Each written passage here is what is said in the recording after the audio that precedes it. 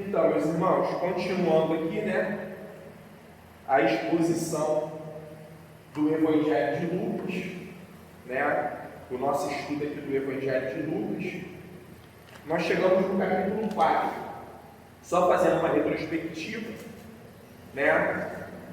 no capítulo 1, a gente vê o nascimento de João Batista sendo anunciado pelo anjo aos seus pais, primeiro ao seu pai Zacarias, depois a sua mãe Isabel. A gente vê o nascimento de Jesus sendo anunciado a Maria, depois sendo comunicado também a José. A gente vê Maria indo visitar Isabel. Aí a gente vê o cântico de Maria. A gente vai acompanhar, a gente vê o nascimento de João Batista. E deixa eu só ver um negócio aqui rapidinho. Isso, o anjo apareceu lá a Zacarias, o nascimento de João Batista. Aí a gente vê o cântico de Zacarias após o nascimento de João Batista, quando ele retorna a falar. A gente acompanha aqui o nascimento de Jesus Cristo. A gente vê o anjo que aparece aos pastores, Aí a gente vê a questão de Jesus sendo levado ao templo para poder cumprir todo o ritual da lei. A gente vê o cântico de Simeão. A gente vê a profetisa Ana se alegrando, A gente sabe, Lucas não relata, mas a gente sabe que eles tiveram que fugir para o Egito. Aí depois ele só relata a volta de Jesus para Nazaré, junto com sua família. Aí a gente tem aquela passagem de Jesus no templo, como Marcos expôs para a gente aqui no domingo passado. A gente vê a inauguração da pregação de João Batista. A gente vê João Batista batizando Jesus, a genealogia de Jesus Cristo, e agora a gente vai chegar aqui no capítulo 4 de Lucas, que ele inaugura falando da passagem da tentação de Jesus no deserto. E o que é muito interessante é que no versículo 1, a gente acompanha aí, Jesus, cheio do Espírito Santo, voltou do Jordão, do batismo de João Batista, e foi guiado pelo mesmo Espírito no deserto. E o que é interessante é que, só voltando ao capítulo 3, que o Marcos falou para a gente no domingo, no versículo 21, a gente vê assim: ao ser todo o povo batizado, Jesus também foi batizado. E aconteceu que, enquanto ele orava, o céu se abriu. O Espírito Santo desceu sobre ele em forma corpórea como uma pomba. E veio uma voz que dizia, isso é muito interessante a gente guardar: você é o meu filho amado, em você me agrado, ou então em quem eu me comprazo. E aí Lucas relata aqui o início do capítulo 4, na sequência, dizendo que Jesus, cheio do Espírito Santo, cara, você como traz ensinamento para a gente, como traz entendimento para a gente. Por quê? O que a gente vai ver aqui agora, a gente não pode esquecer um detalhe, que é um detalhe importantíssimo para toda a compreensão da história do ministério de Cristo. Jesus, ao mesmo tempo que ele era o Filho de Deus, da mesma essência de Deus, ele também era 100% homem. Ele não era metade Deus e metade homem. Ele não era um semideus, porque não existe um semideus. Jesus, ele era totalmente homem e foi totalmente Deus. Ele foi 100% homem e 100% Deus em todo o momento que ele habitou aqui entre nós, em que ele habitou entre os homens, E o que é interessante? Vamos trazer isso para a nossa conversão. A Bíblia nos diz que quando nós somos convertidos pelo Espírito Santo, quando nós somos convencidos do pecado, da justiça e do juízo, o Espírito Santo ele vem habitar no crente. Ele vem habitar no cristão, no crente em Cristo, ele vem habitar no cristão. E a partir daí, mais ou menos o que a gente conversou no domingo sobre santidade, agora eu me posiciono. Quem que eu vou ser agora? E aí o Espírito Santo, a Bíblia relata que Jesus está cheio de Espírito Santo, ele é levado ao deserto pelo próprio Deus para ser tentado, para ele poder mostrar que tipo de Messias ele é, para ele poder mostrar o que ele veio cumprir através do ministério dele. E nós, enquanto cristãos, é isso, irmãos. Vira uma chavinha na nossa vida. A Bíblia diz que nós fomos resgatados do reino das trevas e transportados para o reino da maravilhosa luz. E agora, a gente deve responder como cristãos ao chamado do Senhor. E como que a gente conhece o chamado de Deus? A partir da palavra de Deus, através da Bíblia. A gente tem que parar de romantizar essa questão de que, eu preciso descobrir qual é o chamado específico de Deus, o chamado de Deus para o cristão está aqui. Ser santo, seja um mini Cristo, pratique as boas obras de Cristo Jesus. Essa é a vontade. E parece que a gente está sempre querendo impor a nossa vontade ao Senhor. A gente traça um plano, a gente traça um projeto para a nossa vida e a gente quer impor a Deus. Mas não é assim. A gente vai ver aqui, como o Lucas já bem relatou, que Jesus, enquanto adolescente, ele já sabia muito bem quem ele era. Lembra aquela conversa com os pais dele? Quando ele fica lá para trás, ele fica no templo, e os pais dele voltam e a mãe fala: poxa, Jesus, por que você fez isso com a gente? Aí ele fala: vocês não sabiam? Eu devia estar aqui na casa de meu pai. Jesus tinha toda a consciência de quem ele era, de qual o propósito que ele veio para cumprir. E agora, o cristão convertido, ele precisa saber qual é o propósito. E eu repito, o propósito está aqui na palavra do Senhor.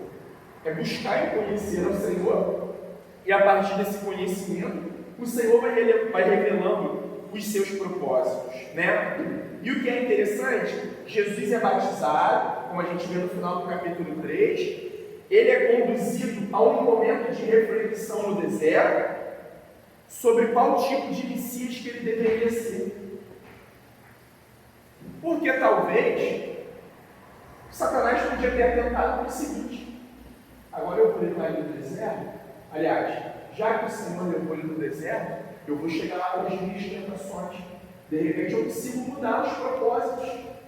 E caramba, é isso que está acontecendo nas nossas vidas diariamente. Porque o cristão, ele acha que ele está isento das tentações, ele acha que ele está isento dos problemas, mas ele não está isento dos problemas. Agora como é que você vai responder como cristão aos problemas? Como que você vai se portar quando os problemas chegarem até você? Quando as dificuldades chegarem até você? E o que o diabo está fazendo com a gente através do mundo, irmão? Nos seduzindo, ou melhor, tentando nos seduzir a todo instante. Talvez aqui ele falou: eu vou aproveitar e vou criar uma distração. Eu vou criar uma distração para Jesus e vou tirar ele do propósito. É o que o diabo está fazendo com a gente o tempo inteiro, irmão. O tempo inteiro. E a gente vai perceber a palavra. Porque sabe por quê? A gente precisa guardar bem isso, irmãos. Sabe que eu me sinto muito desafiado como pastor? Pode ter uma pessoa, 10 pessoas, 100 pessoas, 1000 pessoas. É ensinar a palavra do Senhor. É ajudar pessoas a terem compreensão da palavra do Senhor. Para que a partir do conhecimento de Deus elas possam se posicionar. É como a gente tem conversado. Não é encher a igreja de pessoas, mas é encher pessoas de Deus. No final das contas, o que vai importar é isso. O Senhor não está preocupado com quantidade, não, irmão. Porque se assim fosse, talvez o ministério de São Jesus fosse um fracasso à vista daquele pessoal naquele momento. E é o que a gente tem conversado. Hoje o Evangelho está bem difundido, o Evangelho está bem espalhado. Talvez Satanás conseguiu fazer, sabe o que, na vida dos cristãos? Colocar o Evangelho só como mais uma opção. A gente falou sobre isso também aqui no domingo. Nabucodonosor, quando foi para a Babilônia, e pegou as 2 tribos que ainda restavam lá em Jerusalém e as trouxe para a Babilônia. O texto bíblico é enfático ao dizer que ele, além de trazer cativo o povo para a Babilônia, ele foi lá e pegou os principais objetos, os principais símbolos religiosos de Israel e levou para a Babilônia. E o texto também é claro em dizer que chegou lá, ele colocou junto aos outros deuses. Qual foi a mensagem que ele quis passar ali? O Deus de Israel é só mais um Deus na prateleira. E vocês podem escolher o Deus que vocês quiserem. E é isso que o diabo está fazendo com a gente. O Evangelho é só mais uma opção. Você pode escolher o Evangelho, mas você também pode escolher outras coisas. Você pode se agarrar em outras religiões. Você pode se agarrar com outras filosofias. Não tem problema nenhum, irmão. Você ser cristão e você ler o teu horóscopo todo dia. É isso que o diabo está fazendo. Não tem problema nenhum, irmão. Você professar fé em Jesus, você acreditar em outra coisinha também. Não tem problema nenhum você ter Jesus como teu mediador, mas procura outros, vai facilitar, vai ficar só com um, se você pode ter vários. E essa é a grande questão. Jesus não veio fundar uma religião. Jesus não veio fundar uma denominação. Jesus ele veio bradar: eu sou Deus encarnado. Eu sou o Filho do Homem. E eu sou o caminho. Ou melhor, eu sou o único caminho, a única verdade, a única vida. Essa semana eu estava lendo um artigo muito interessante, criticando o cristianismo, claro. Falando que Jesus foi o cara que inaugurou a idolatria, assim mesmo. Foi ele que trouxe confusão no meio das religiões. Porque ao invés dele falar, eu sou mais um caminho, eu sou mais uma verdade, eu sou mais uma vida, não. Eles colocando Jesus como radical, porque ele se apresentou como o único caminho, é por isso que ele virou um bando de seguidores radicais. Ele errou no discurso dele, era isso que o texto estava falando. É isso que eles estão fazendo com a gente o tempo inteiro. É isso que eles estão. Irmãos, a gente está sempre falando aqui no contexto da igreja local, né? É algo interessante para as pessoas que vão nos assistir. Não tem problema nenhum elas nos assistir. Mas a gente precisa ter essa compreensão que a gente está sempre falando aí, então, no contexto da nossa igreja aqui local, no contexto da realidade aqui da nossa cidade. É claro que esse evangelho é universal. Ele se aplica em todos os contextos, ele responde a todos os contextos, ele responde a todas as demandas, em todas as culturas. Mas vamos pegar a nossa cidade. Vai ser cada vez mais uma dificuldade, irmãos. Reunião de oração, reunião de palavra, reunião de doutrina, reunião de ensino. Cria reunião de prosperidade. Cria reunião da cura. Chama as pessoas para entregar com a promessa de que elas vão receber o dobro da frente. Vai encher. Mas essa não é a nossa função. A nossa função é ser cheio do Senhor. É amar o Senhor, é amar essa palavra. E é o que a gente vai vendo aqui. Voltando, versículo 1, para a gente poder dar sequência. Jesus, cheio do Espírito Santo, voltou do Jordão e foi guiado pelo mesmo Espírito no deserto. Qual o mesmo Espírito? O mesmo Espírito que veio sobre ele no batismo de João Batista no Rio Jordão. Sabe o que é interessante? E foi guiado pelo mesmo Espírito no deserto. Isso mostra que o Senhor não ficou desamparado pelo Espírito em nenhum momento. Durante 40 dias, sendo tentado pelo diabo, nada comeu naqueles dias, ao fim dos quais teve fome.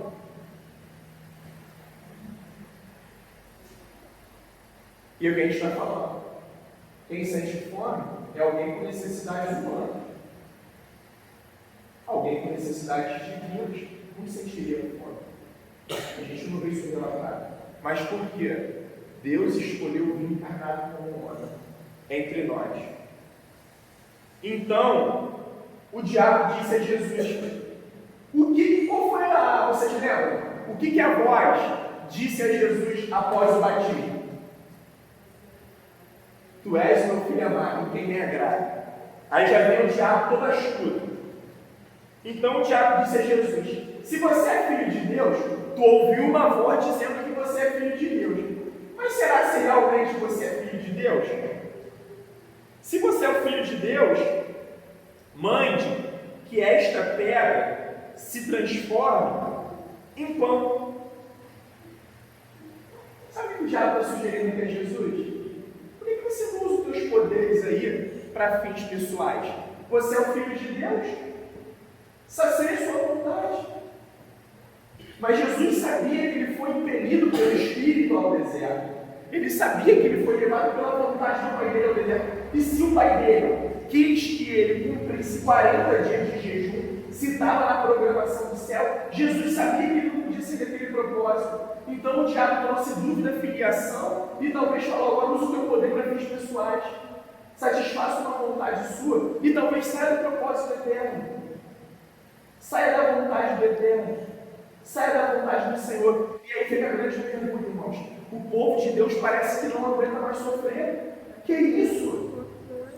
Se o nosso Senhor, gente, a vida dele foi de sofrimento. Jesus, ele assumiu o ministério dele público como filho de Deus durante 3 anos, mas durante 30 anos ele viveu na cidade, vamos dizer assim, no vilarejo mais pobre de Jerusalém, que ficava lá na Galiléia, e era o vilarejozinho mais rejeitadozinho daquela época, lá naquela região dele. Então será que Jesus não teve sofrimentos? Claro que ele teve uma vida privada de muita coisa ao qual esse mundo oferece. Enquanto Jesus estava em Nazaré, os membros do Sinédrio estavam comendo um pouco melhor.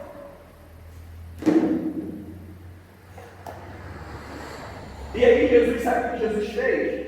Eu acredito demais que Jesus estava meditando no deserto de forma firme no texto de Deuteronômio. Porque as 3 tentações do diabo, ele refuta com passagem de Deuteronômio. E o Senhor responde: está escrito, o ser humano não viverá só de pão. Mas também da palavra de Deus, como outros evangelistas colocam no seu evangelho, Lucas aqui no mundo. O ser humano não viverá só de pão. O ser humano não vai viver só pelos propósitos materiais. O ser humano não vive colocando as suas necessidades materiais físicas em primeiro lugar. Sabe por quê? Qualquer oferta do diabo a gente vai sucumbir. Quando a gente estiver passando necessidade, privação, qualquer ofertinha do diabo a gente vai derrapar. A gente vai escolher segui-lo. A gente vai se deliciar na proposta errada. E aí o texto continua. Então o diabo o levou para um lugar mais alto e num instante lhe mostrou todos os reinos do mundo. Tem outros evangelhos que diz que levou ele ao alto de um monte e lhe mostrou todos os reinos do mundo. Olha como é que o diabo é ardiloso, é astuto, é mentiroso. E disse: eu lhe darei todo esse poder e glória destes reinos, porque isso me foi entregue e posso dar a quem eu quiser. Irmãos, os reinos do mundo não pertencem ao diabo. Eles servem aos propósitos do diabo, mas nisso tudo eles também servem aos propósitos eternos do Senhor. É que nem essa história: entrou um presidente cristão no poder e agora o Brasil não é, irmãos, não é um reino deste mundo que vai cumprir, que vai se dobrar fielmente ao Senhor. É por isso que Jesus disse: eu vim inaugurar o reino de Deus, arrependei-vos. Jesus está construindo aqui o reino de Deus. Mas só que esse reino não é deste mundo. Ele está construindo, mas a consumação deste reino é lá na glória, aonde ele nos prometeu as moradas eternas. Mas ele está nos chamando, ele já está aqui nos livrando desse reino das trevas e nos colocando no reino da luz, para que nós nos portemos como cidadão do reino da luz, como cidadãos do reino de Deus. Essa é a vontade de Deus para conosco em Cristo Jesus. E aí, imagina a polpa de Roma, os outros reinos que estavam sob domínio de Roma, que não perderam o seu luxo, e ele foi e ofertou isso a Jesus. Sabe quem está falando para Jesus? Eu posso te oferecer um reino poderosíssimo, que vai governar sobre todos esses reinos. Mas posso falar uma coisa para vocês? Sabe o que é maravilhoso? Jesus sabia qual era o objetivo dele nesse reino terrestre. Não era receber a coroa dos homens, era receber uma cruz. A coroa ele receberia do próprio Pai, a coroa ele receberia do próprio Deus. E aí, irmãos, o que ele nos promete? O que nós receberemos lá no final? Uma coroa de glória, uma coroa da vida. E sabe o que está acontecendo? Os homens estão trocando essa coroa pela coroa desse reino desse mundo. Os homens estão trocando tudo, vivendo por este mundo. Qualquer coisinha desvia. Sabe o que está acontecendo? Mente dividida entre o Senhor e as coisas desse mundo, entre as riquezas desse mundo. E sabe o que vai acontecer, irmãos? Essas pessoas vão perecer. Como estão perecendo. E sabe qual é a única resposta? Jesus. O que não se dobrou, o que suportou fiel todas essas tentações. E aí o texto continua. O diabo mente aí, né? Eu posso dar a quem eu quiser. No 7. Portanto, se você me adorar, tudo isto será seu. Mas Jesus responde, está escrito, adore o Senhor seu Deus e preste culto somente a Ele. Deuteronômio de novo. Tudo, a gente não está entendendo isso. Tudo que está dividindo a nossa mente com Deus é um ídolo, é um objeto de adoração nosso. Tudo, seja qualquer coisa. E sabe o que mais pega a gente? O que mais distrai a gente? São as coisas boas. É aquilo que parece que é lícito, mas que no final das contas não convém. E eu volto a repetir: é um relacionamento, é um trabalho, é uma poupança, é o que for, é amigos, é família. E olha só, quando eu digo dividir a mente com Deus, não é dividir a mente com a igreja, não. É dividir com o Senhor. É estar adorando outras coisas que não seja o Senhor. E inclusive nos tempos atuais tem muita gente adorando a igreja. Achando que estar na igreja, ir na igreja, bater ponto na igreja, está ok. Buscam Jesus, no nosso caso, de terça-feira e domingo. Se satisfaz em Jesus só às terças e aos domingos. Para outros é às quartas e aos domingos. Para outros é às quintas e aos domingos. Está com o coração dividido. Está com o ânimo dobro. Está com as prioridades divididas. Está com as intenções, a esperança, as motivações divididas.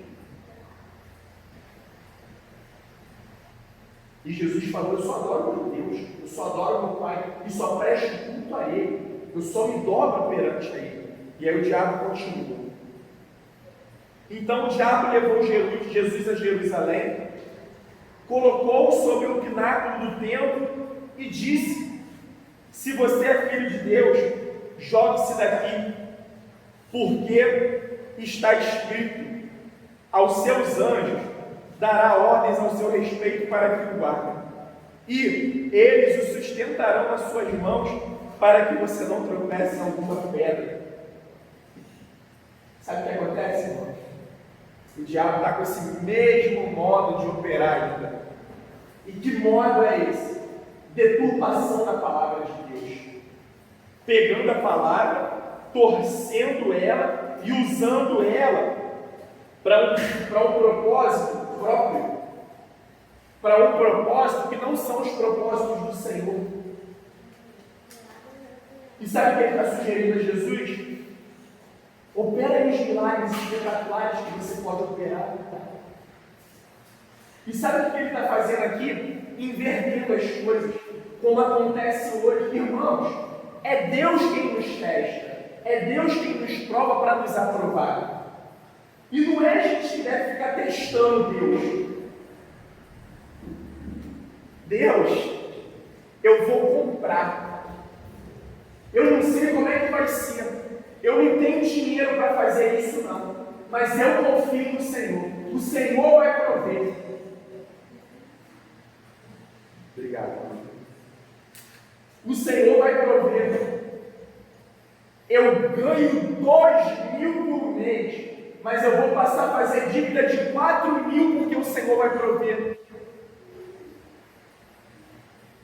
Que loucura é essa? Se você ganha 2.000, gaste e se planeje dentro de 2.000. Aí depois se endivida, ainda quer colocar a culpa em Deus.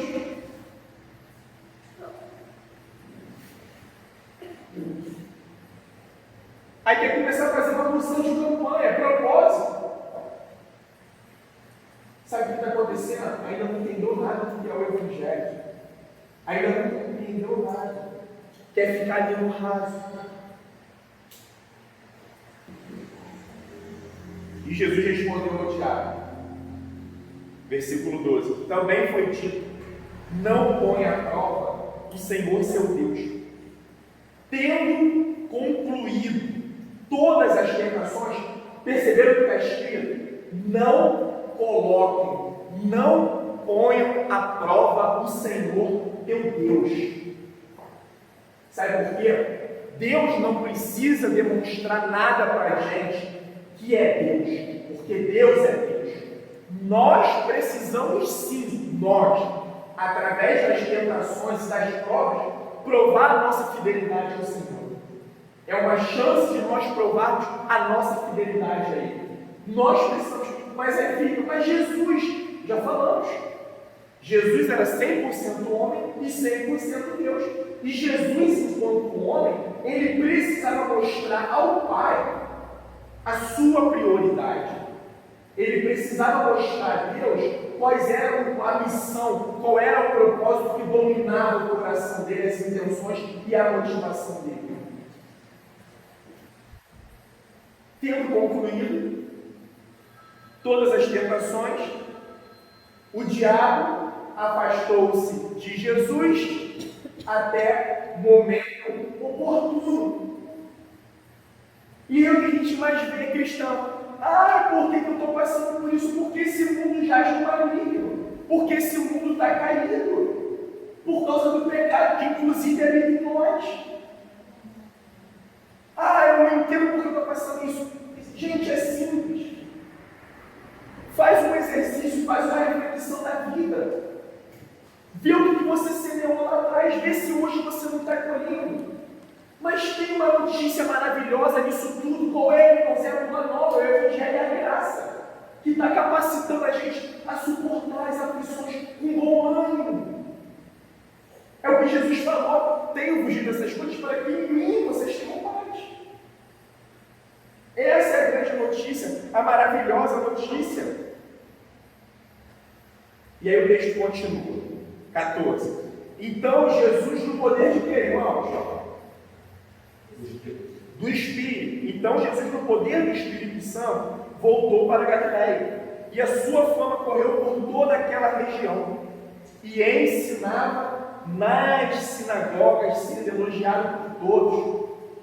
Jesus ali agora inaugurou uma rotina de pregação nas sinagogas.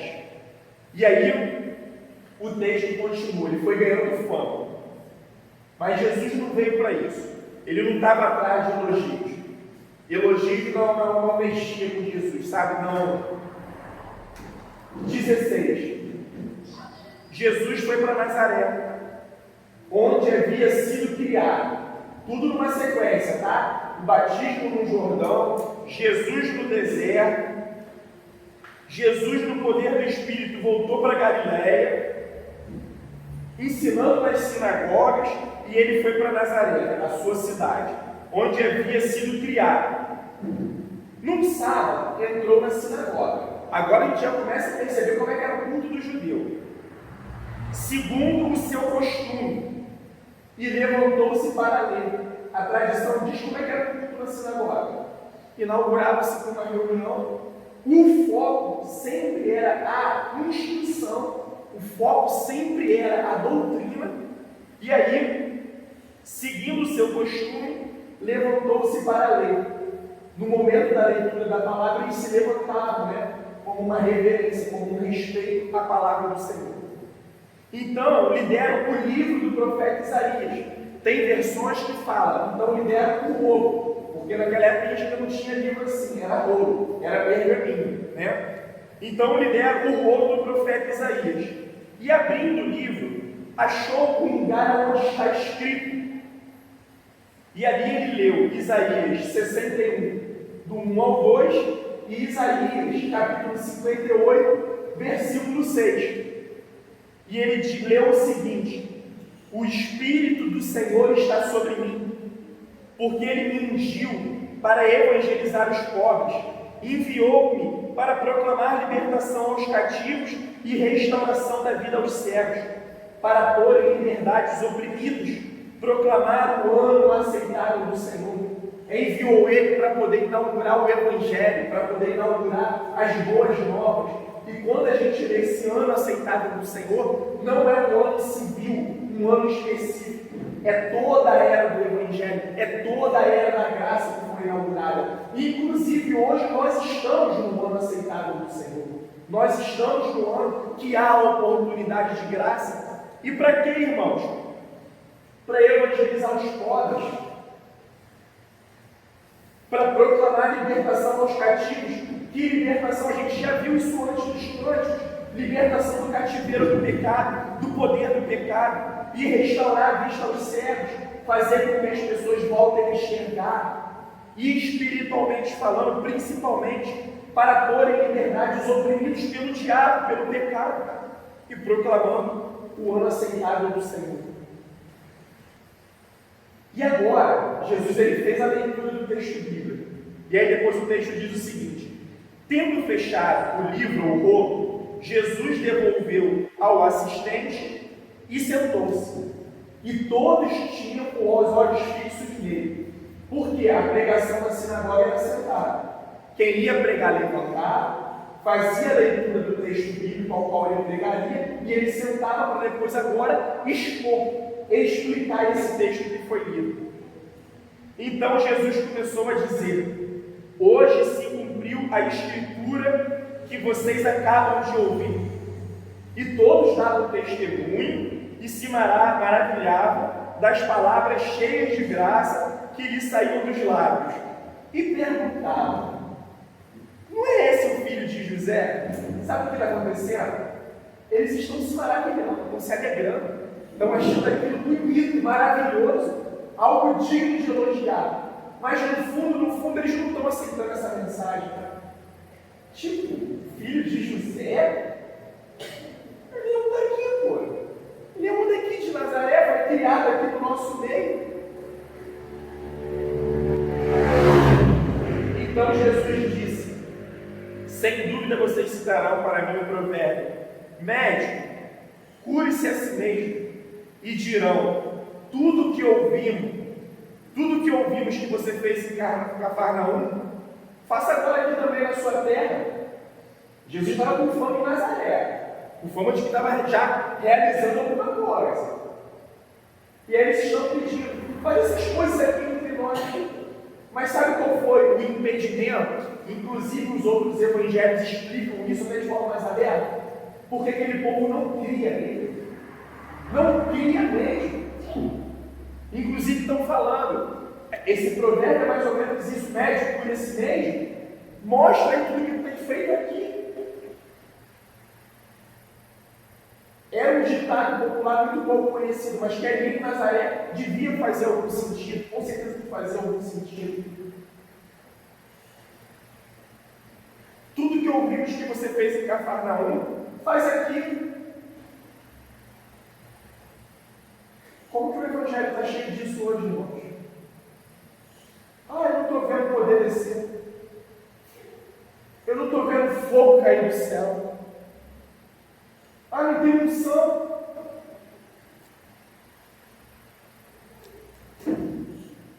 Sabe por quê? As pessoas querem espetáculo. Não querem Evangelho. E Jesus prosseguiu: de fato afirmo a vocês que nenhum profeta é bem recebido na sua terra.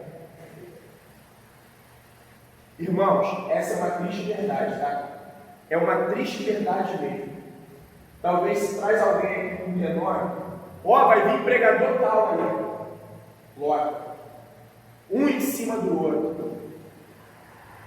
Quem não consegue vir, vem. Quem não tem vontade de vir, vem. Mas como? Esse pessoal daqui eu conheço todo mundo. Não.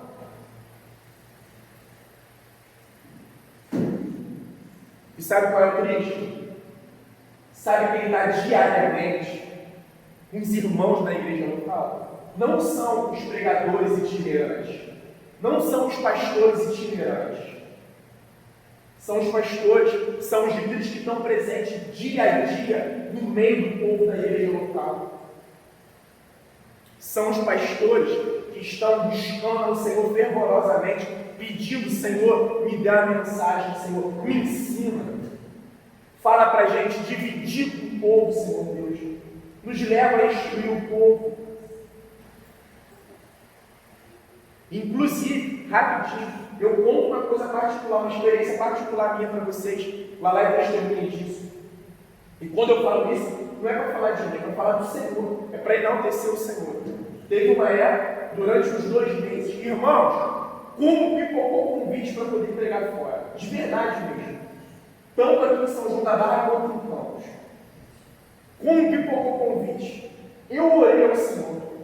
Senhor, se for da tua vontade que assim seja, mas Senhor, isso não me satisfaz, sabe? Isso não me traz nenhum tipo de... Até porque, infelizmente, muitas igrejas locais que nós íamos, depois do final da mensagem, vinha um irmão, uma irmã: ah, pastor, que bênção, né? Está faltando isso aqui na nossa igreja. Isso, ao invés de repente achar que me estufar, isso me entristecia. Porque essas coisas resolvem no meio, irmãos. Está orando pela vida do pastor, está orando pela tua igreja local, está ajudando de alguma forma, ajudar a fazer com que as coisas na realidade mudem. Eu entendo que chega um certo ponto que as pessoas não querem mudar, então a gente precisa dar. Mas a gente está se esforçando para poder fazer o que está ao nosso alcance, a servir ao Senhor de verdade com todo o nosso amor, a servir ao próximo como a nós mesmos, amando o próximo como a nós mesmos. E aí Jesus traz 2 exemplos para poder descrever essa questão da honra, que o profeta não tem honra em casa. E ele diz o seguinte, no versículo 25: na verdade, lhes digo que havia muitas viúvas no tempo de Elias, quando o céu se fechou por 3 anos e 6 meses, reinando grande fome em toda a terra. E Elias não foi enviado a nenhuma delas, a não ser a uma viúva de Sarepta, de Sidom. Ele foi enviado a uma gentia. Uma gentia que estendeu a mão. Para ele estendeu a mão à gentia. A gentia achou o favor do Senhor. E depois ele diz: havia também muitos leprosos em Israel no dia do profeta Eliseu, e nenhum deles foi purificado, a não ser o gentio, que é quem? O sírio, Naamã. E aí sabe o que acontece? Olha o versículo 28. Todos na sinagoga, ouvindo estas coisas, se encheram de ira. E sabe o que aconteceu com a Israel antiga? Matou os profetas do Senhor. Não honrava aqueles que surgiam entre eles e traziam a mensagem da parte de Deus. Preferiram seguir os deuses de fora. E aí, todos na sinagoga, ouvindo estas coisas, se encheram de ira. E levantando-se, expulsaram Jesus da cidade e o levaram até o alto do monte, sobre o qual a cidade estava edificada, para que de lá pudessem atirá-lo abaixo. Jesus, porém, passando pelo meio deles, foi embora. Deus majestoso, aquilo que os homens intentaram, ainda não era chegada a hora. E Jesus passou no meio deles. E é o que a gente diz, irmãos. Esse é o problema da religião. Muitas vezes ela está infestada de ódio, ela está infestada de rancor. Ela quer matar aquilo que vai atrapalhar os propósitos dela, aquilo que diverge dela. E aí o texto vai seguir. 31. E Jesus foi a Cafarnaum, cidade da Galiléia, e os ensinava no sábado. E Lucas gosta de dar muita ênfase, sobre os atos de Jesus ao sábado. E os ensinava no sábado. E maravilhavam-se com a sua doutrina. Por quê? Porque a sua palavra, ela era com autoridade. Jesus ensinava de uma forma diferente. Por quê? Jesus estava cheio do Espírito Santo. As pessoas compreendiam, entendiam. Não estou dizendo que de repente se rendiam pela mensagem, mas se maravilhavam. E apareceu na sinagoga, versículo 33, um homem possuído de um espírito, de demônio imundo, o qual gritou em alta voz: Ah, o que você quer conosco, Jesus Nazareno? Você veio para nos destruir? Sei muito bem quem você é, o Santo de Deus, o puro de Deus, o imaculado de Deus. E sabe o que também a gente precisa guardar? Às vezes a gente tem sempre a ideia de que alguém que está possuído por demônio, uma voz torcida. Sabe como é que os judeus entendiam naquela época alguém que também estava possuído pelo demônio? Alguém com graves desvios morais. Talvez uma pessoa que na sociedade era uma pessoa bem imoral, o judeu considerava aquela pessoa tomada por demônio, possuída por demônio. Então, Judas ali no momento que ele traiu Jesus, que o Senhor falou: deixa o diabo entrar em você, vai fazer o que fazer. Não tem nenhum relato disso. Estava normal, mas estava possuído pelo diabo, estava tomado pelo projeto do maligno. Servia ao projeto. E Jesus falou isso para os fariseus. Eles falam que ele era os filhos de Abraão. Mas não. Vocês são filhos do diabo. Porque vocês fazem a vontade do pai de vocês, que é mentiroso, que é assassino, que é maldoso.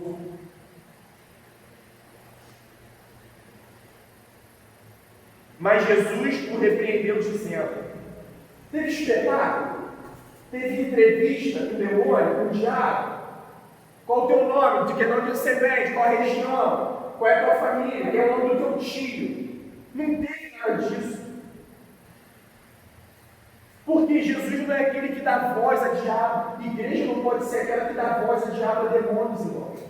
E o Senhor falou: cala-se e saia desse homem. O demônio, depois de ter o jogado no chão, no meio de todos, saiu daquele homem sem lhe fazer mal. Não pôde ferir aquele homem. Todos ficavam admirados e comentavam entre si: irmãos, os que são salvos são os que ficam admirados ou são os que creem no Evangelho? Os que creem. Não adianta se admirar. Chegar, que culto, que coisa maravilhosa, que ensino maravilhoso. Sabe o que está acontecendo? Eles estão se maravilhando nos ensinos de Jesus. E tem alguém melhor do que Jesus para a gente poder se maravilhar tudo, irmãos? Ou numa reunião de ensino? Quem me dera presenciar o meu Senhor ensinando, pregando. Mas eles estavam só admirando, não criam naquela mensagem. Que palavra é essa? Pois com autoridade e poder, ele ordena aos espíritos imundos e eles saem. E a fama de Jesus se espalhava por todos os lugares daquela região. E aí, seguindo o texto. Deixando a sinagoga, Jesus foi para a casa de Simão. A sogra de Simão estava doente, com uma febre muito alta, e pediram a Jesus em favor dela. Jesus foi a Nazaré, lembra? Não recebeu honra na sua terra, voltou para Cafarnaum, ensinando a eles no sábado, só para vocês não perderem a sequência.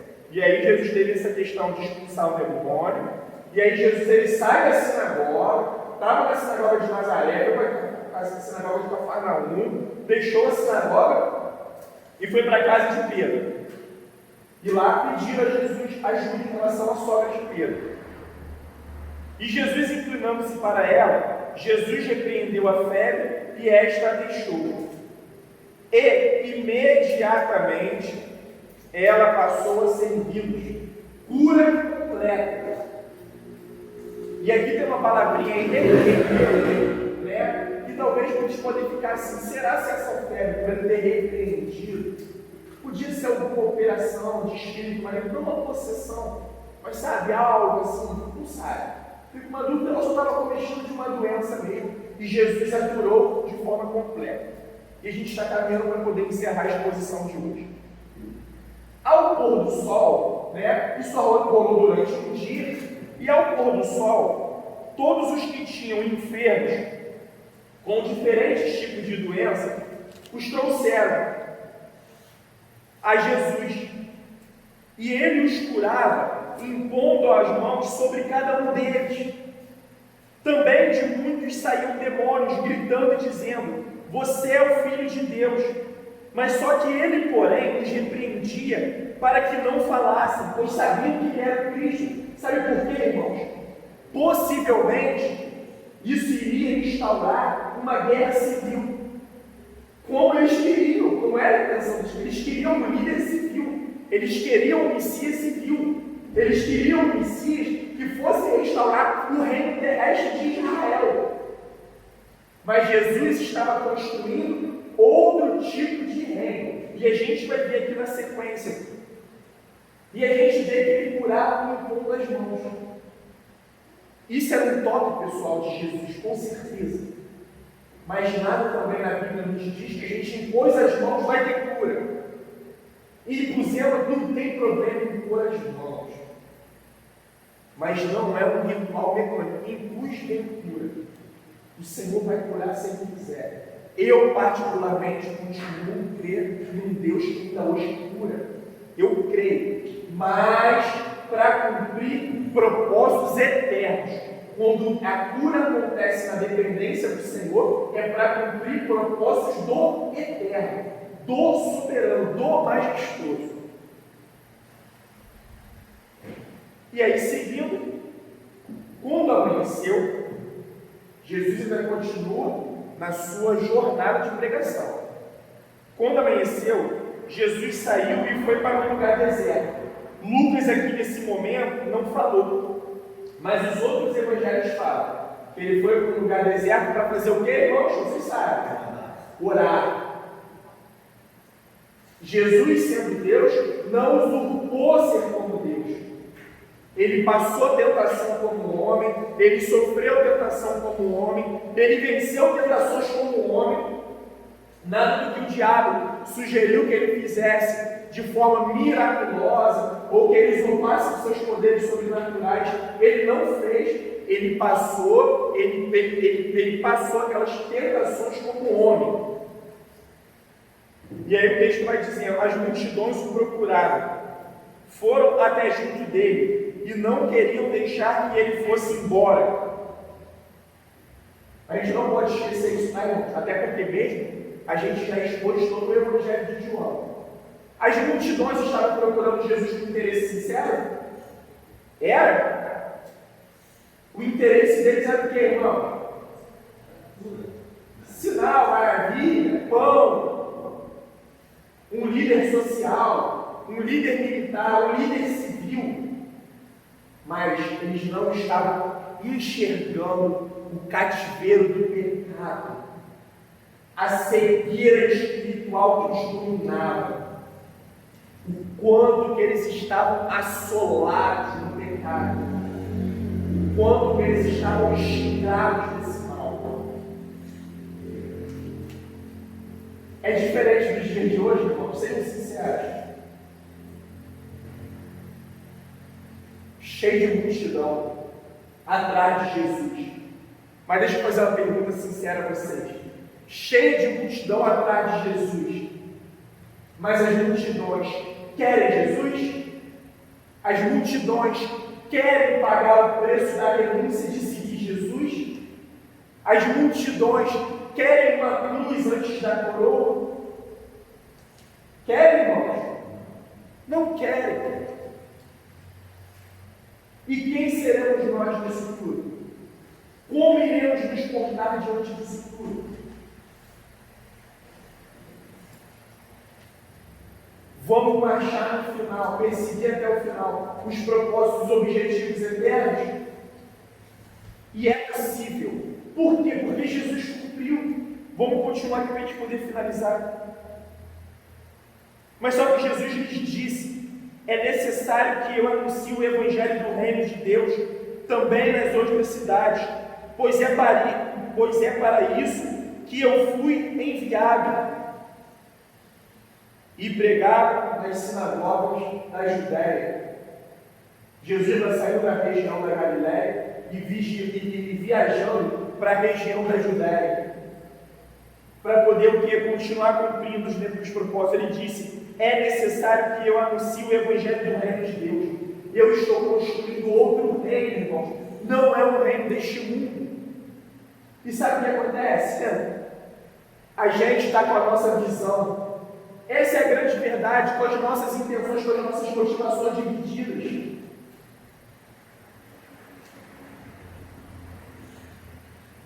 Vocês sabem, eu não sou aquele perfil de pastor, vocês sabem disso. Nunca fui. E pretendo não ser. Que vai ficar cobrando as pessoas. Fulano, cadê você nisso? Beltrano, cadê você nisso? É necessário que alguém ligue para vocês se alimentarem. Para vocês fazerem as coisas da rotina comum do dia a dia, não é. Cada um sabe bem, irmãos, o que quer para a sua vida. O Evangelho está sendo pregado, o Evangelho está sendo anunciado. Cada um sabe da sua responsabilidade diante do Senhor. Cada um sabe da sua responsabilidade diante da Igreja de Deus. Cada um sabe da sua responsabilidade diante da construção do Reino de Deus. O Senhor confiou a construção do Reino de Deus a quem? Aos santos, aos salvos, aos convertidos, à igreja, que, como a gente tem sempre falado, a igreja não é estrutura. Igreja é ajuntamento, é o encontro dos salvos. O Senhor confiou a gente construir o reino de Deus em fora. E o que está mais tomando a nossa atenção? O que está tomando mais os tempos dos nossos dias? O que está enchendo o nosso coração de expectativa e esperança? São os nossos projetos pessoais ou é o reino de Deus? É necessário que eu anuncie o reino de Deus, pois é para isso que eu fui enviado. Jesus salvou pessoas e continua salvando pessoas. E qual é a mensagem dele? Eis que agora vos envio por toda Jerusalém, por toda a Judéia, e acrescentando por toda a Galiléia, por toda a Pérea, por toda a Bereia, por Cafarnaum, por todas as regiões, por Samaria, e até os confins do mundo. Aos gregos, aos romanos, aos egípcios, aonde for, aos persas. E aonde que está a nossa maior concentração de esforço, irmãos? Na construção do reino de Deus. E sabe onde o reino de Deus está sendo construído? Aí fora. Sabe aonde que o reino de Deus se manifesta? Na vida do cristão. Sabe aonde que a gente vê a soberania de Deus em ação? Através da vida da igreja, através da vida dos cristãos. E tudo tem nos afastado, tudo tem nos distraído. Só está na palavra. Está na palavra, sabe por quê? Sabe como o Senhor Jesus falou? Como será os dias que vai estar antecedendo a vida dele? Eles vão estar distraídos, né? Eles vão estar preocupados com os projetos, mais preocupados com os projetos pessoais. Irmãos, vocês sabem que eu jamais vou procurar projeto pessoal, porque eu tenho projeto pessoal. Mas o Senhor falou, eles vão estar aí, distraídos com os projetos pessoais. Eles vão estar distraídos aí, com os poderes deste mundo, com as riquezas deste mundo. Sabe o que eles vão estar fazendo? Eles vão estar comendo e bebendo. Eles vão estar como nos dias de Noé, se dando em casamento. Até o dia que veio o dilúvio e levou quem? A todos. O dilúvio só não levou quem? Aquele a quem o Senhor separou, juntamente com sua família. Noé, salvo por graça, por bondade, por favor imerecido. Quem pagou a dívida de Noé e de sua família, dos que foram salvos? Jesus Cristo, irmão. O Cordeiro de Deus que está posto desde antes da fundação do mundo. E é isso que vai estar acontecendo. A gente vai estar preocupado com tudo. Com o nosso corpo, com a nossa imagem, com tudo. Tudo para nos destruir. Bombardeado por todos os lados.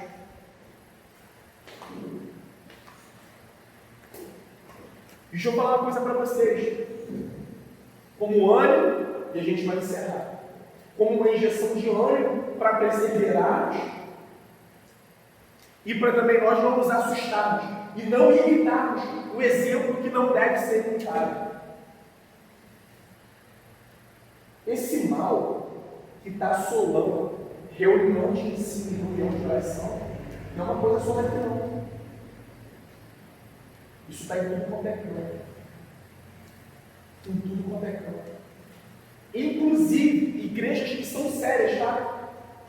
Sérias, que estão nas capitais, ou então em grandes cidades, e que têm uma membresia boa, eles estão relatando esse problema. Que as reuniões de oração estão minguando, as reuniões de estudo estão minguando. E sabe por que as pessoas não estão sabendo responder a Deus da forma correta? Porque não conhecem a Deus.